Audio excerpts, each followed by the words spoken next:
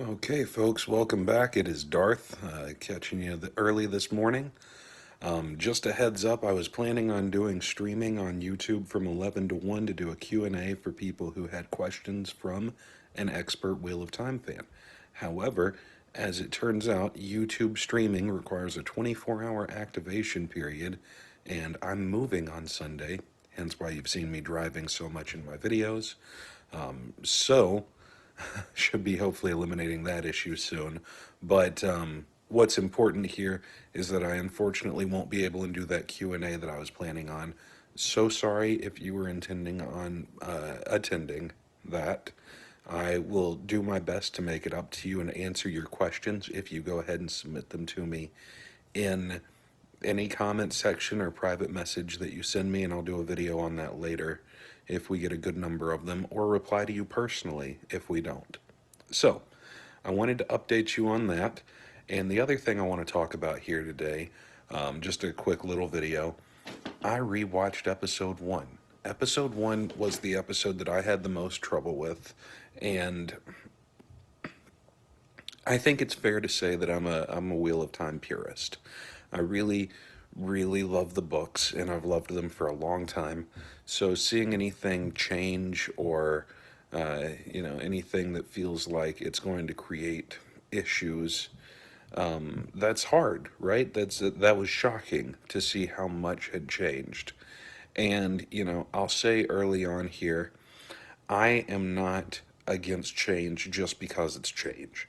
I'm against changes that seem to create a weaker story than the one that was already written, because then it feels, why did they move it at all, right? Why did they change?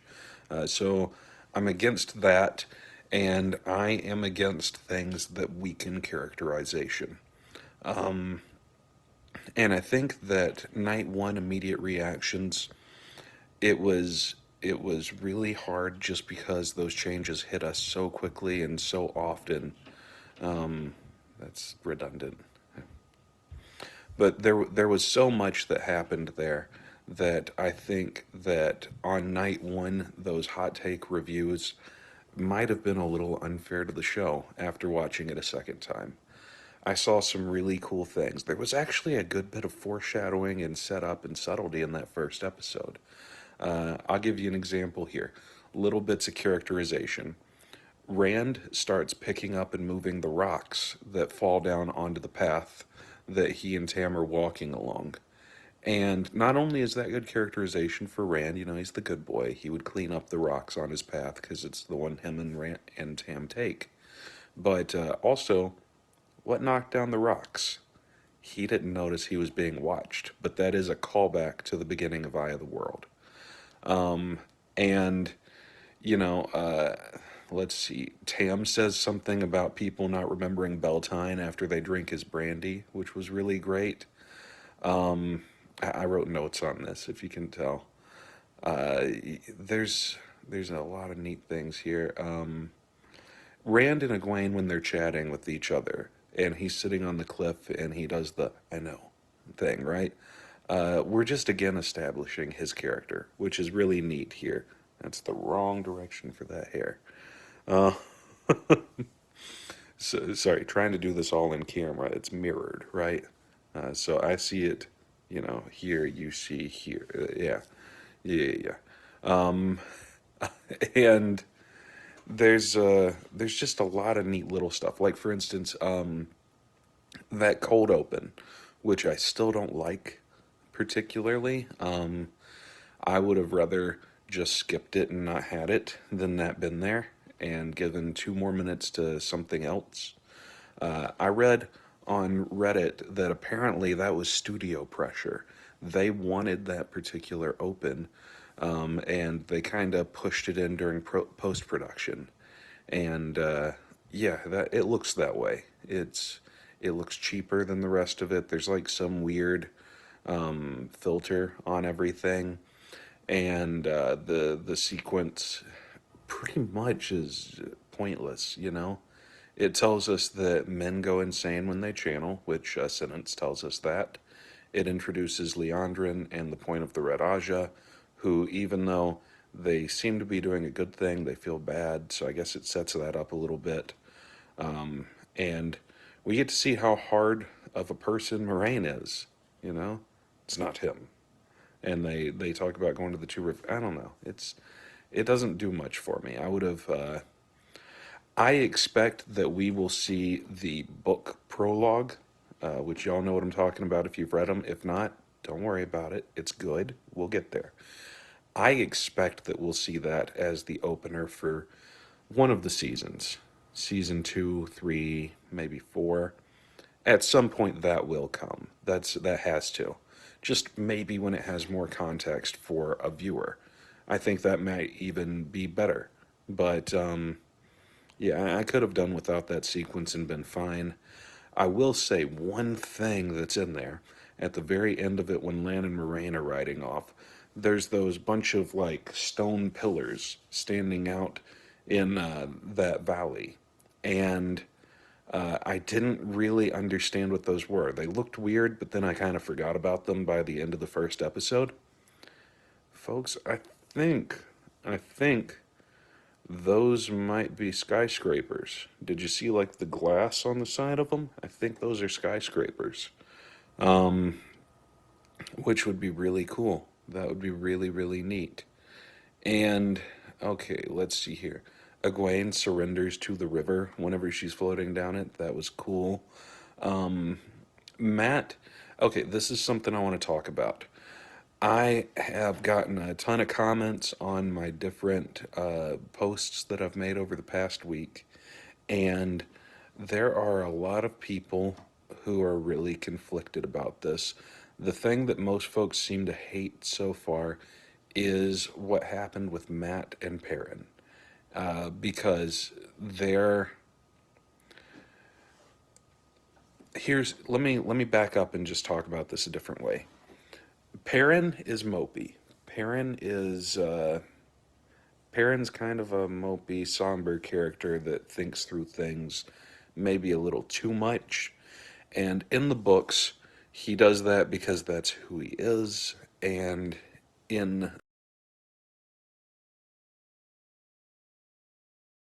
reason for that to happen, we've got a very clear reason for it now. Doing what they did is simply trying to inject some life into his character development and rationale early on in the series. And I'm not inherently opposed to that idea. Brandon Sanderson, if you don't know, Brandon Sanderson, when Robert Jordan died after he wrote book 11, Brandon was chosen to write books 12 through 14 to finish the series. He's very well respected as an author, and he's a pillar of the Wheel of Time community. I mean, he's an author of the books, you know? So, he made a post on Reddit yesterday actually talking about this because this is a change that he and the showrunner Rafe Judkins disagreed on. Anytime that you find yourself disagreeing with Brandon Sanderson on something, you probably shouldn't do it, or at least when it comes to narrative, because I think he's probably the most prolific fantasy author currently alive.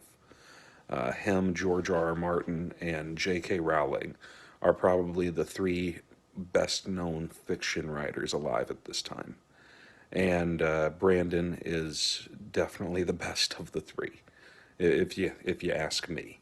So, saying all of that, Brandon wanted them to kill Master Luhan instead of Perrin having a wife, which is a change from the books.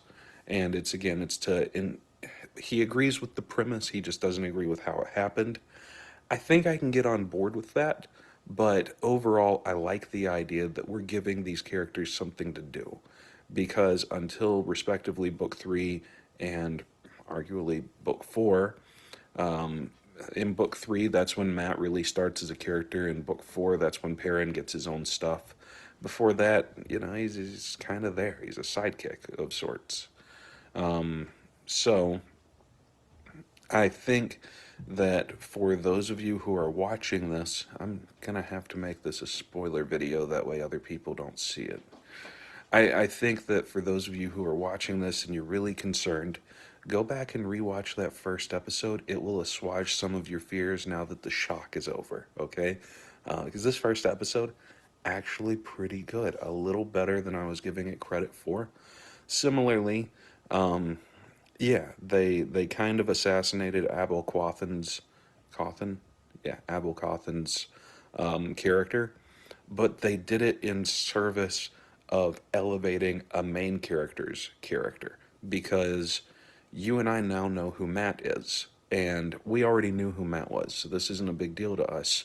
But for a show only watcher, somebody who hasn't read the books, like my parents who watched it with me last night, for them, this made a big difference. They came out of it saying, "Hey, I like Matt. Matt seemed like a cool dude." They couldn't remember Rand's name, but they liked Matt because they knew who he was because he was the guy that ran in a oneer, which is a really cool sequence, to save his sisters and was like stealing, but then doing it, for the good of his family. He's conflicted, he's interesting. Wow, what an improvement over book one Matt. So there's rationale behind that, folks. It's not bad. I also left this with some questions. Even though she died, I think Perrin's wife will be back. Flashbacks, stuff like that. Obviously, there's drama left to unfold there. I was wondering what was up with her relationship with Perrin, and I was wondering what was up with the Egwene scar, and I was trying to figure out why was Nynaeve sad at that candle ceremony. The man that dies, that Egwene and Nynaeve are trying to help, and you get a moment with him. Was that Sinbui? It looked like Sinbui. I think that might be Sinbui. Yeah, there was some stuff in there that I had questions about. And oh, I'm jumping around here, but I just want to talk on this one. Other things that were kind of set up, which they get paid off by episode 3, but still, setup's important. It's good that they're thinking this through. Egwene senses the Myrddraal that's outside whenever it rides up to look at the village. And you can hear Pat and Fane whistling, and then you also hear that same whistling at Shadar Logoth. And somebody makes a comment about, I can't remember her name, but Mrs. Alvear. They make a comment about her being the best cook in town. And Moraine asks Lan a question, looks at him, pauses, and then responds. He didn't say anything. So she just got the feeling from him that was strong enough that she knew what he thought, which is cool. They are really trying to show, not tell, when it comes to the water bond and what that means. And I think they're doing an awesome job of it. Speaking of Lan, his Sword of the Malkier Kings has a really unique crossguard and a really unique hilt, which is a change, but that's fine. I think it looks interesting. I want to see that thing more. And what else do I have here? Yeah, Perrin grabbed an axe. He doesn't keep it for obvious reasons. Let's see. Even though I'm not a super fan of him having a wife, I will say the sequence where Perrin is just like, ha, ha, ha,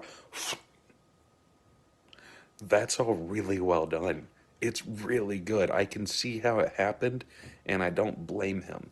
I was worried that, you know, when I saw that, I thought to myself, "Oh no, are they going to make Perrin a villainous character, unlikable, by doing this?" And immediately I was like, "No, I just feel bad for him." So that's pretty cool. Marcus Rutherford actually, his acting is just killing it through this whole bit. Let's see. In that Trolloc attack when Nynaeve gets grabbed, it's really strong horror vibes. Love that. I also love that Moraine gets hurt by a dagger. It's always this like shoulder region. I gotta tell y'all, I know that that's not hitting a vital organ. That's not hitting lungs. That's not hitting heart. That will fuck you up. That is not a good spot to get hit. I don't know why it's always there in TV shows. I guess because they can argue that it's non fatal, but it could be. The blood loss definitely could be. In any case, it never is, so that's fine. But I keep trying to tilt this the wrong way. So that's fine that it's not fatal. I like that Moraine is slowly over the next two episodes getting more and more wounded by it and getting really hurt, though. It gives Nynaeve some credence later on as well, so there's good setup for that here. And I'm going to hit on a couple of last things, and then we will be good to go. Oh.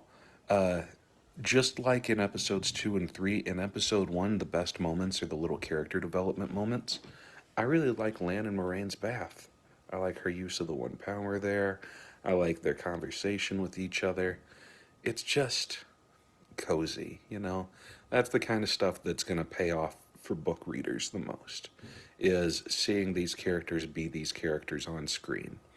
And I think I'm going to get to enjoy that just as much as the action in this series, which I will say, I griped about the pacing of the first episode. It's still kind of choppy, but watching it a second time, not just being like the whole time, blown back by everything that was different, it didn't feel as fast for me. It felt better and smoother through the action.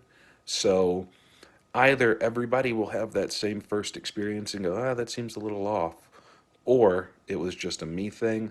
But if people do have that the first time, I think by the second time, the third time they see it, hopefully it's rewatchable and people are interested in doing that. But by then, they're going to be very comfortable with it and they're going to catch a lot through those scenes. The last two things I'm going to hit on here, that short oneer with Matt where the goat Trolloc looks like a demon and it like hisses at him as he trips almost over it. That is excellent. I love that. I want more oneers. And the other thing I'll say, I'm a big music guy. I went to school for music almost. I I cut. Well, you can almost see the scar there. You can't see it. In any case, 88 stitches on my playing hand. I cut my pinky most of the way off. Did not get into music school after that. Couldn't really play for a while. Doesn't matter. What does matter is that I'm really big on music.